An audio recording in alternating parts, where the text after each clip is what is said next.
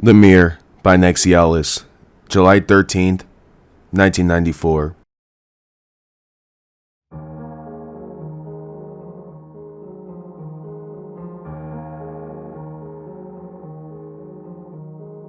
Hello, my name is Robert Science. I was arrested for first-degree murder, including robbery. Well, that's what the court called it, including the cops, but not the robbery part, but the murder part. Let me explain. I was robbing a store when I ran past by an elderly lady. To my surprise, she had a heart attack apparently due to shock. The police charged me with first-degree murder for causing her death. I guess you could call it the wrong place at the wrong time, but I knew what was coming, especially living in Florida. I figured a life sentence will be inevitable, but when I went to court, the judge gave me a stern look and said, "You are hereby sentenced to life in prison without the possibility of parole. Do you have any last words before you are removed from this courtroom?" I sat there agitated, trying to keep my composure. My lawyer leaned over and whispered for me not to say anything while I was getting ready to say, but I couldn't help it. I stood up and said, "Your Honor, I plead not guilty to the murder of that woman. Please, is there any other way I could be freed?"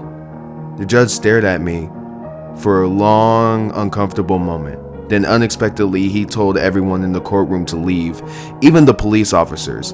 I stood there, tense, not sure what was about to happen. He looked at me and said, "Mr. Science, please come forward along with your lawyer." My lawyer and I exchanged a quick, confused glance before stepping up at the bench. The judge took off his glasses, rubbing the bridge off his nose, then cleared his throat before speaking again. "There is a way for your freedom," he began, his voice low and measured, "but it comes with conditions. Let me explain. We have a testing facility at the Florida Research Compound. They're studying a phenomenon of sorts.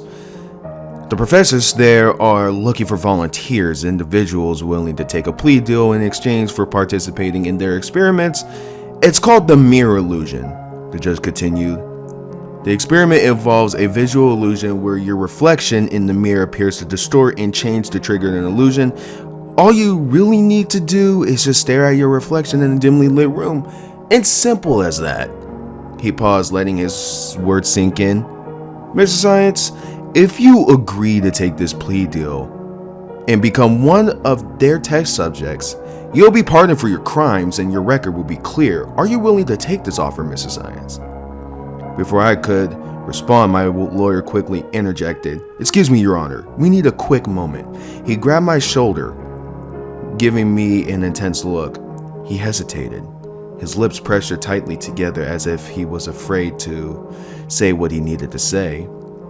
Finally, he pushed aside his emotions and spoke, "Robert, you need to take this plea deal. I have done everything in my power as your lawyer, but I'm so sorry I couldn't do more for your case.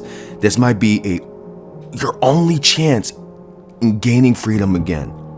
I stood there processing everything without a second thought. I turned back to the judge and said excitedly, "Yes, I'll take it." He called in his officers, who grabbed me by the arms and put me in handcuffs. The judge rearranged his paperwork and put down his glasses back on. "I will pardon you upon your return, Mr. Science. You will be transferred tomorrow morning to the research facility, which is located offshore near the Bermuda Triangle. Good luck to you." As the officers pushed me forward, I glanced back at my lawyer. He gave me a solemn salute, and I nodded in return. Now here I am back in my prison cell, waiting. I've been spending time reading my Bible, flipping through verses to verses, quotes to quotes, to distract myself. The food here is god-awful. But that's the least of my concerns. Suddenly, I heard a police officer call my name. I looked up to see Officer Kyle, which it was displayed on his name, on his badge. He gave me a disgusted look, the same one he gives everyone here. I ignored it and stood at the end of my cell and said, "Yes, Officer Kyle, you'll be transported to the facility tomorrow morning by truck, and then by boat," he said gruffly. "Make sure you're up at 4:30 sharp. Understand? I couldn't help but laugh a little, just to irritate him. Yeah, I will, don't worry. He raised his baton, glaring at me. Don't give me any shit tomorrow, and I mean it. As he walked away, he banged his baton against the cell bars, trying to scare me. I scoffed and decided to go to sleep, but before I drifted off, an unnerving feeling washed over me. Something told me I should have not taken that plea deal. I chuckled nervously to myself, trying to push away the thought, and eventually fell into a deep sleep.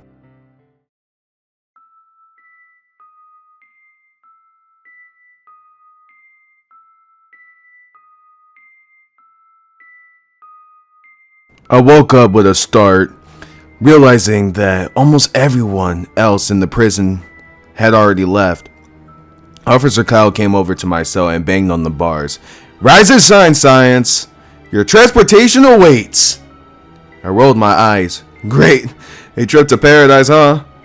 He chuckled, which lightened up the mood a bit. Yeah, paradise near the triangle. Let's just hope you survive. What do you mean? I asked. My curiosity piqued. Kyle glanced back at me. Wait, you never heard of Bermuda Triangle? Yeah, of course I have, I replied quickly. I thought you were joking about it. He laughed as we continued walking through the prison corridors. Eventually, we made our way outside, where a bus was waiting. A few other prisoners were already in line up to board. I did a quick head count. Only 4 of us were getting on the bus. It seemed odd, but I figured they must have taken the same plea deal as me. I climbed onto the bus and found an empty seat. As I settled in, a guy sitting a different row leaned over and asked, Hey, what you in for? I looked at him, slightly annoyed. Why do you want to know? He shrugged. Just trying to make conversation. No need to be hostile, man. I sighed, decided to play along. You tell me first. Why did you take the plea deal? Forgery, he answered. They were trying to give me 15 plus years, 10 years of supervision. I laughed. That's it? He nodded. Yeah, but they said I could be part of some experiment instead. I didn't think twice about it. I mean, come on. 15 years for forgery? That's some bullshit. I hear you, man, I said, ending the conversation, turning to look outside the window after a moment. He asked, So what did you do? Man, first-degree murder and first-degree robbery, I replied. But the murder was just wrong place at the wrong time. He chuckled. That sucks. Really? He said, What's the experiment they told you about? They called it the mere illusion, I explained. They said if you stare at a reflection of yourself in the mirror in a dimly lit room, you start to see a distorted version of yourself. If I do it, I get pardoned for my crimes. He raised an eyebrow, intrigued. Sounds cool and fairly simple, he said. Thanks for talking with me.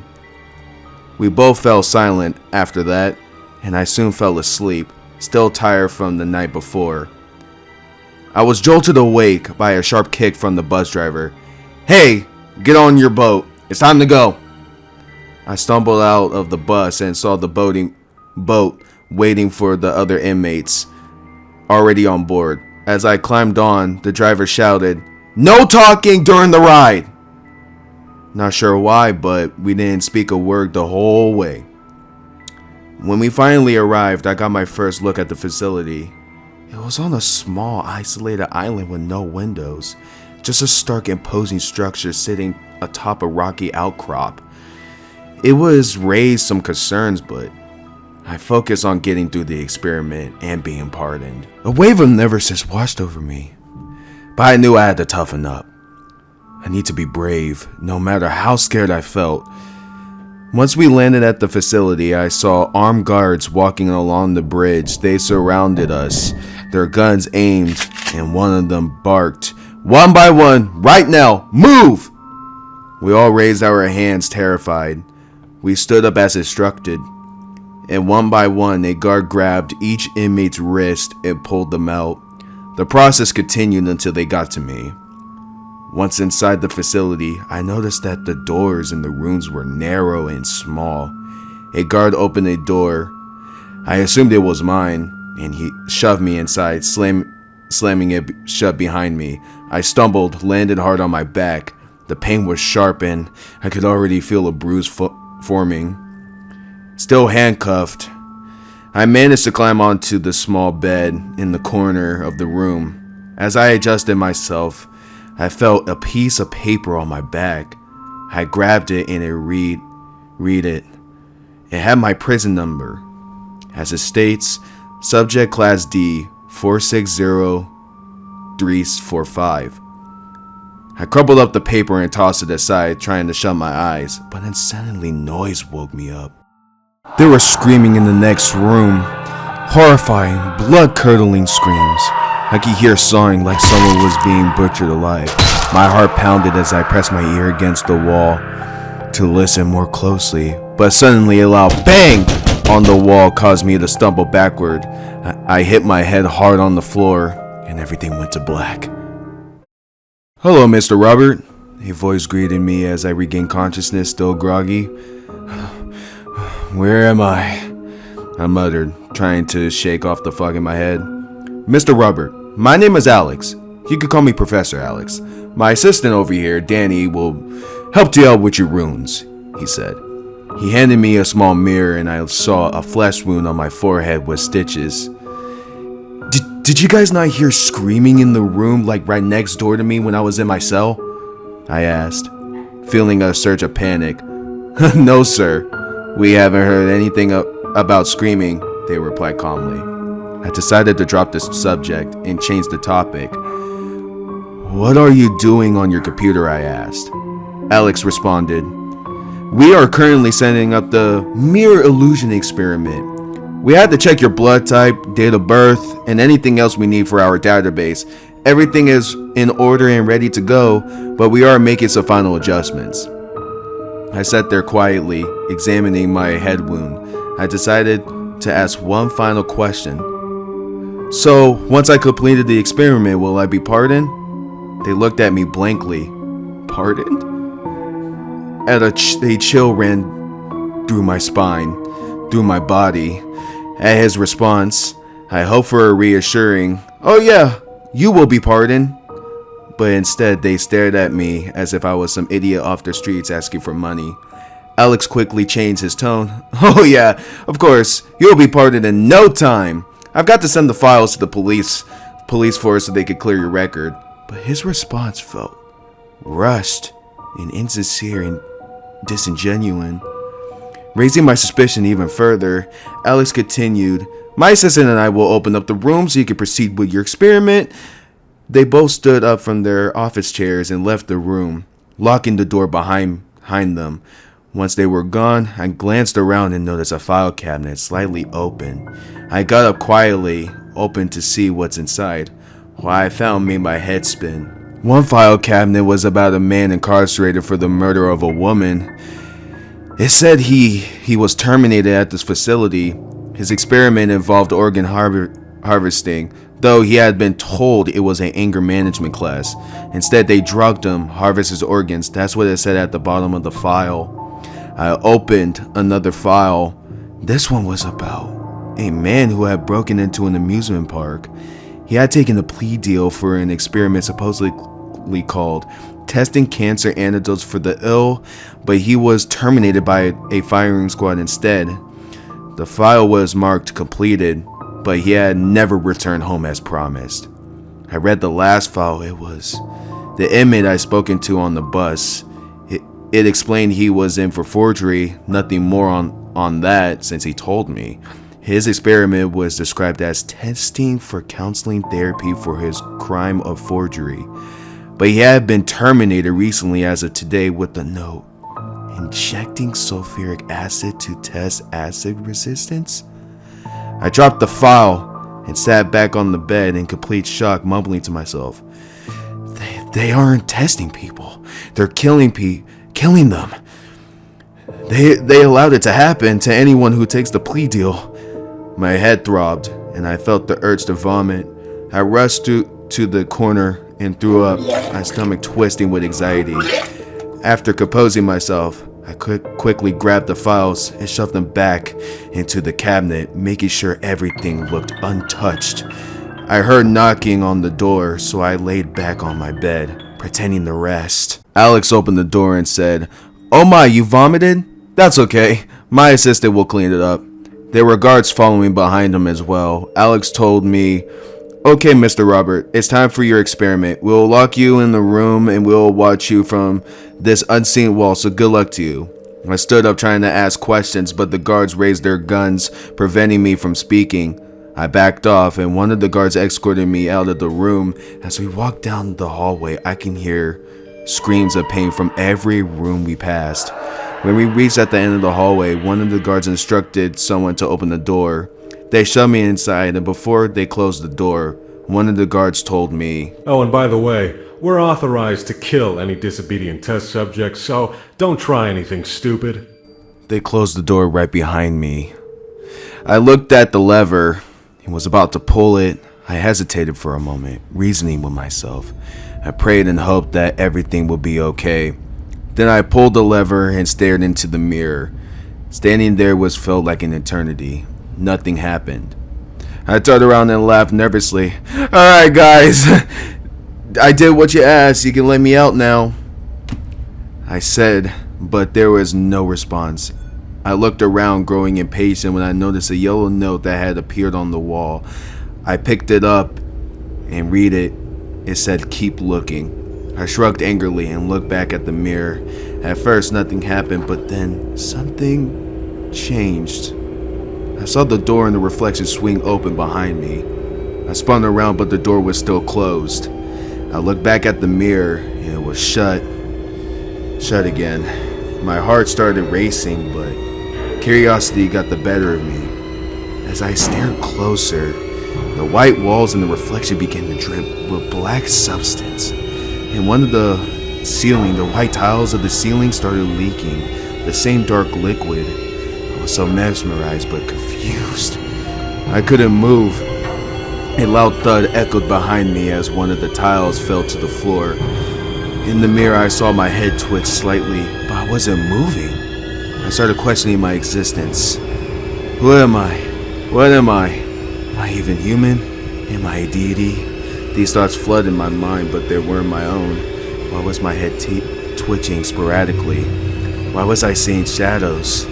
Shadows darted behind me, moving at the speed of light. Then a dark figure slowly rose from the ground, becoming clearer. It was me, another me, but with a massive, eerie grin that stretched across his face. It was inhuman. He saw me. He started walking toward me, reaching out his arm. He moved slowly, but with purpose. What the hell is going on? I thought. Why is he getting closer? I can't move. Someone, help me, please. Someone, open the door. Stop this experiment. I just want to go home. Someone, hear me, please. He's getting closer to me. He's getting right next to me. Please, God, help me. Please, someone, he's reaching towards me. Help me. Please, someone, get me out of here now.